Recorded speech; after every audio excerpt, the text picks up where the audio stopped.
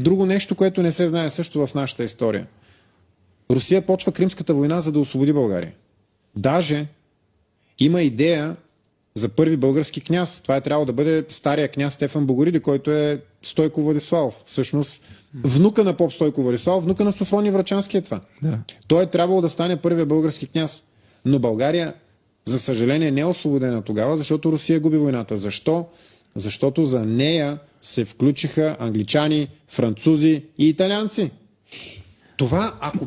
Войната в момента не е ли кримска също в голяма степен? Ами да, нещо подобно е. Да, нещо подобно. Но да ти кажа нещо интересно.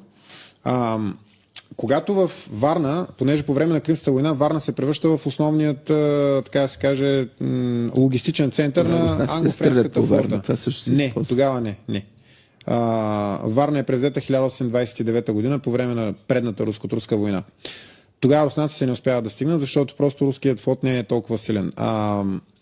Обаче, тъй като Варна е превърната в база за англичаните и французите, когато идват те там, избухват две епидемии. Много тежки, защото когато събереш Варна е било едно малко градче, тогава нямало 5000 души, от порядъка на около 4000 души градче, представи се, много голямо село. Тогава те са разположени на лагери около града, но там е имало и блата. Избухват най-различни епидемии. И те не стоят една година, те стоят 3 години, в резултат на което избухват две големи епидемии от холера и от сифилис. Втората избухва заради това, че там, където има много войници, се правят публични домове, сещаш се.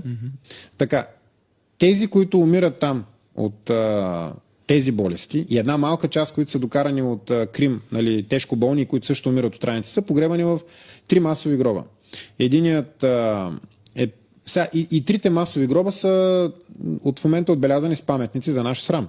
Единият е пред хотел Димят във Варна, другият е на пътя за Виница, разклона за Виница, също, нали, един от кварталите на Варна.